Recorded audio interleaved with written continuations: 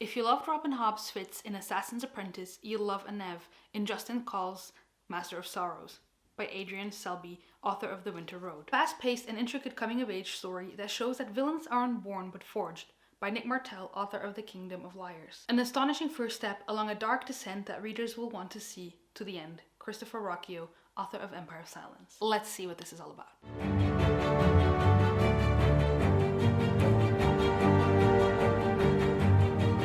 Hello lovely book dragons and welcome back to my channel, or welcome if you're new here. My name is Joana and I love to talk about books on this channel, specifically fantasy books. And today I have my review of Master of Sorrows by Justin T. Call or Justin Call, depending on where you are. The man is called Justin T. Call, but sometimes you have the T, sometimes you don't. If you're in the UK, you will know him as Justin Call. If you're in the US, you will know him as Justin T. Call. But this book is one of my biggest surprises of the year. It is only January, I know. So, I need to make a review of this because of how much I loved it and because of how little I've heard people talk about this. Literally, this book has 516 reviews. It has 2,085 ratings on Goodreads. That's nothing.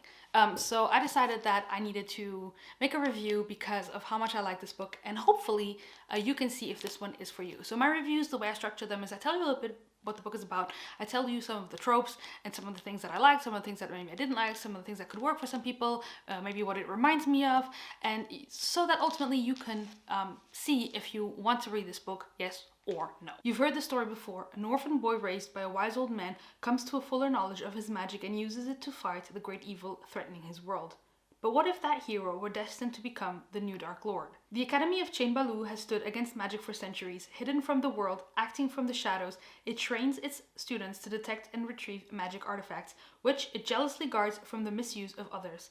Because magic is dangerous, something that heals can also harm, and a power that aids one person may destroy another. That is the pitch of this book. So, as you can tell right from the get-go, we have a bunch of tropes that we know. So we have the chosen one boy who doesn't know much about his life. He doesn't know much about where he comes from because, of course, he is an orphan. His parents are dead. He is raised by this mentor figure. We have the school setting with the academy, with the training sessions, the training montages. And we have, of course, from what you could see from the synopsis, we have the retrieving magical artifacts. We have hidden magic, and magic isn't good. So that's kind of some of the tropes. We also have a big prophecy tropes. We have the almost sort of God Among Us / the gods war that happened in the past is still very prevalent in things that happen in this book. And so those are some of the tropes that we have in this story. You may think, okay, those are some of these tropes I know are buzzwords for a lot of you.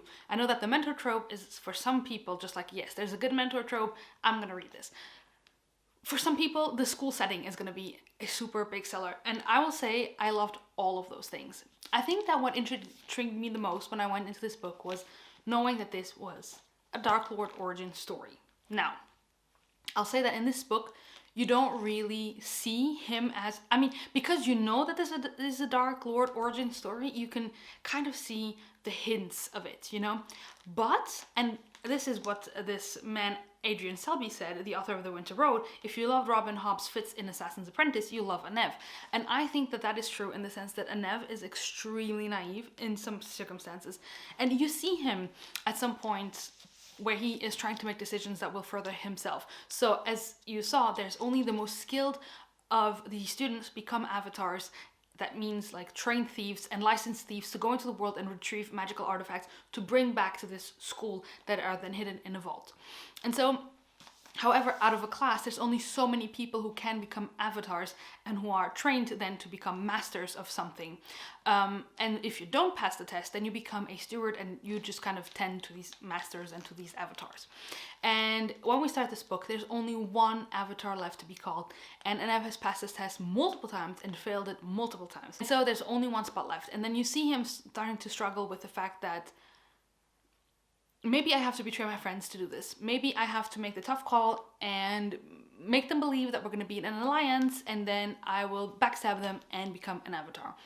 And then you're like, ooh, I see the evil Dark Lord thing coming. But then eventually he is confronted by the masters at the academy who want him to do this, who want him to just like go and get this avatar title. but he's being raised by this mentor who is a priest, and he tells him, no, you don't need to do that. You really don't even need to become an avatar, because of course this priest knows a lot more than Anev does about Anev's past and his heritage and all that. But the point is that the priest tells him, you don't need any of this. Just be a good person, you know? And yeah, we kind of see Anev struggle with that, and then you see the decisions that he makes, which way he goes. And in that sense, he did remind me a lot of Fitz, where sometimes he was so naive, and he would think that some people would treat him differently because, you know, it cannot be that these people are actually that rude. When in fact, yes, people are rude. In this world, as soon as you have a deformity, it can be a scar, it can be any deformity, you are considered to be a spawn of the evil god. So there's 3 main gods in this story, and one of them, Chaos, is the god of evil, or the god that kind of rebelled against his brother and sister, and now he's the bad god. And as soon as you have a scar, you are marked as a son of Chaos, you are serving Chaos, you are like, no one wants anything to do with you anymore. And we see this through a character who didn't have any deformities until one day, we don't really know, but he got a scar on his face, and everyone kind of like, okay, but now you're scarred, so you're no longer worth anything. And one of the secrets that Anev is hiding is that he is missing an arm, or at least a forearm, a hand. He's missing a hand, and he has this magical artifact that kind of subs as a hand, so he always has to wear a glove, but it doesn't look like he's missing a hand. Nobody knows about this except for his mentor, of course. And so he tries to hide this deformity because he knows the second someone finds out that he is missing a hand, oh, everything's over for him. And so he's trying also his very best to hide this part of him and to never let anyone know that he, 1, is missing a hand, and 2, that he himself can do a little teensy tiny bit of magic. When I was reading this, I got vibes of Fitz, but also of John Gwyn. And I think that you could have already told this from the mysterious mentor that knows a lot more and is not as old as, I mean, he looks younger than he actually is, let's say it like that. It kind of reminded me of the mentor in The Faithful and the Fallen for that reason, but not in a warrior way, but in a priest way. And so we have that, and we have the prophecies and the good god versus the evil god, and we have that kind of aspect to it. But it also reminded me of The Forgetting Moon by Brian Lee Durfee, which also like, I mean, I always say if you like John Gwyn, you may like Brian Lee Durfee's books, and I think that if you like those, you can like this as well, because the Brian Lee Durfee things came also from the fact that we had this these secret passageways, not really 100% secret passageways, but like the way people also treat each other, and also the fact that there are secrets hidden in these vaults, and there's passageways that are like there's traps to get to the vault and that kind of stuff that we also kind of get a little bit in The Forgetting Moon. And just the way that he writes, and just the way that the characters interact, and how the characters can be morally gray. Like, I got a lot of vibes like that, like John Gwyn, Forgetting Moon, Brian Lee Durfee vibes with Fitz as the main character. And the thing is about Anev is that I really liked him. I liked him a lot, except for his obsession with this girl, Mijun. I don't know how you pronounce it, but I said Mijun in my head. He was in love with this girl, and he was basing so many of his decisions on loving her. And he's 17. It makes sense, but he could it was so obvious that this girl was just such a B word, and that she wouldn't care about him the second she found out about his hand, or the second she found out that he was not this picture perfect boy like that she was expecting, because she is the daughter of the head of the whole academy that trains them. I was like, the second she finds out anything about you, she's gonna say no, get out of here. And he's like, no, I'm gonna base all my decisions on her. I'm gonna base my decisions on the fact that she's gonna marry me, and we're gonna be happily ever after. And even his mentor at one point says, are you really basing this huge decision of your life on her? And he's like, you see the capitalized where it's his thoughts, and he's like, maybe, but I don't want to tell him that, or something like that. And so that could be a little bit frustrating, but trust me, it's not as prevalent as you might think it is going forward. So it was a part of this book, but it wasn't all of it, if that's the first thing. And I could see how it could annoy some people, and it would have annoyed me if it was a bigger part of and a bigger part of the plot, but thank goodness it wasn't. There was a lot more to go than just that, but I just want to let you know that that is a thing, and if that grates on you, it could be a reason why you wouldn't enjoy this. But this book, something, I don't know, I heard mixed reviews of it. I heard from my friend Stephanie, who was the one who got me to read this, and she sent me this book as a gift, so thank you so much, Stephanie. She really liked this book, and she said, I think you'll like it as well. And so that's why she bought it for me. And then my friend Ali over at Kissy Reads, I will link her review in the description. She gave this a, I think, 3-star rating, and she pointed out a lot more flaws in this book and things that she didn't absolutely love. And so I thought, okay, I'm going in with tempered expectations. I think it's going to be good, but maybe a 3 or 3.5 star read.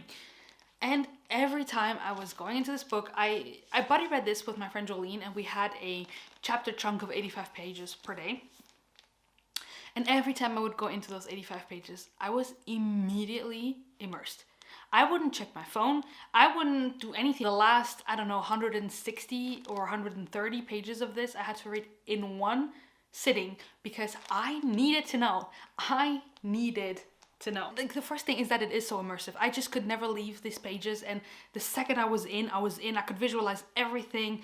I felt like I was there with the character, and I just loved it. And the other thing that I really loved is that this took me by surprise. There was a lot of things where I expected it to fully go one way, and I was like, okay, so I think this book is gonna end in this part of the book, or this part of the story, or I think that now this is gonna happen. Like, you know, for example, and this is not a huge spoiler, and actually it's maybe something that would make people more inclined to read it.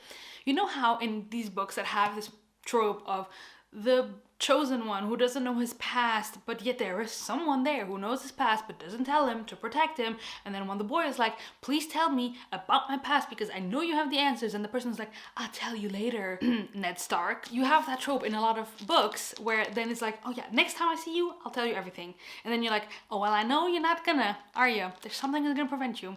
And then in this book, I won't really say in what circumstances, but our main character gets some answers, and you therefore get some answers because you're just as much in the dark as he is. And I really like that. I like that we didn't have that miscommunication trope. I like that so many of those bad tropes that sometimes tend to come with these tropes that we have here were not a thing, and which made me enjoy the book so much more. And I don't know, there was parts where I was reading and I was like, oh, okay, this is happening now? We still have this much of the book left to go. What is gonna happen in those last 200 pages? I don't know, I'm here to find out. So this book kept me super intrigued, and it was super immersive, and I just had such a good time reading it. And I don't know, for me it's hard to pinpoint what couldn't work for people. Maybe the prose, but I'm not a prose person. Like, I appreciate beautiful prose, but I'm not like, oh, this prose is not good. You know, I actually like straightforward writing. So maybe the prose. I will leave, like I said, Ali's review in the description of this video. I haven't watched it in a while, so I don't remember her points in it. But yeah, for me, this book worked absolutely. I even had my friend Sam, Tome Tower, on Instagram. I will leave his Instagram link down below. He saw that I was reading this, and he messaged me. He's like, hey, Vish got me this for, I think, birthday or Christmas, and I own it on my shelves. What are you thinking about it? And I was like, Sam, I mean, I don't wanna be the one that gets you into a 500+ page book and then you hate it, but I'm loving it. I think this is gonna be a 5 stars. And I was like, what, 200 pages in? Not even. I was like, this has a 5-star potential, which I didn't think going in. When I started this book, I thought this was gonna be a 3-star book. And then I was like, this is now a 5-star potential. And he's like, okay, I'm gonna pick it up. And then he did. And he just finished it today as of filming. And we've been talking about it. And the whole time that we were reading, he was like, yep, I'm in good hands. I know I'm gonna love this book. He pre-ordered it, like he ordered the second book. I also have the second book on hand. And just the prologue of this. I think that if you like the prologue of this, you will like the whole story. Because this prologue is so kick-ass. I loved it so much. And yeah, I will say to know this going into this, okay? This, I think, is prospected to be a 12-book series, but made up of 3 quartets. We have 2 books out right now. The 3rd book is coming out in February of 2023, which is a bit sad. I messaged the author, I was like, listen, Goodreads is telling me February 2022. Is this true? And he's like, no, it's 1 year later. And I was like, devastation, which means the 4th book is gonna come out even later than that. And then the rest of the quartets, we don't even talk about it. But just so you know, this is prospected to be a very long series, and I am excited to see where it goes. I'm honestly super excited to see where Master Artificer is going to take me. I'm definitely continuing on. I ordered it. It's right there waiting for me. The second book is even bigger. This one was like 500 something pages, if I'm not mistaken. Yeah, this book was roughly 550 pages, and that one is like almost 1,000, I think. So I'm very excited to get into this book. I know there's other stuff I wanted to say, because I always think about my reviews when I go to bed, and I'm like, oh yeah. And then you say this, but of course, because it's right about when I'm going to sleep, I then forget everything I want to say. But I kind of think that this is what I want to leave you with. If you like a classic Chosen One trope, but you know the Chosen One is going to become the evil Dark Lord, then I think you should pick this up. If you like the mentor trope, pick this up. If you like the academy setting, the school setting, pick this up. If you like forest settings, pick this up. If you like prophecy and lore and history of gods and texts, yeah, that's why also it reminded me of the Forgetting Moon, because you have different texts, and pick this up. I wonder if in subsequent books we're gonna get to see more of the world instead of just of this village, which we get a little glimpse of in here. We get to see a tiny bit of the world. That is my review of Master of Sorrows by Justin T. Call. Like I said, I absolutely love this. I did give it 5 stars. I just wasn't expecting to love this as much as I did, and I am an absolute fan. I love it so much. Cannot wait to continue on with the second one, which I will be doing very shortly here, and then I will have to impatiently wait for book 3, unfortunately. But I know that when book 3 is announced, I'm gonna pre-order it, and I'm gonna read it when it comes out, because I'm so excited for this series to continue on. That is going to be it for me today. Let me know if you have read this book and or if you are interested in it. I hope you enjoy it as much as I did if you do pick it up, especially if you pick it up on my recommendation, because I always hate to tell people it's amazing, I love it so much, and then people are like, I did not feel that. So I hope you do, and if you do, let me know in the comments down below, or let me know after the fact when you've read it. And yeah, that is going to be it from me today. If you want to just let me know that you were here, you can leave a phoenix emoji. Is there a phoenix emoji or a bird emoji? Any bird works. And yeah, that is going to be it from me today. Thank you guys so much for watching, and until next time, happy reading. Bye.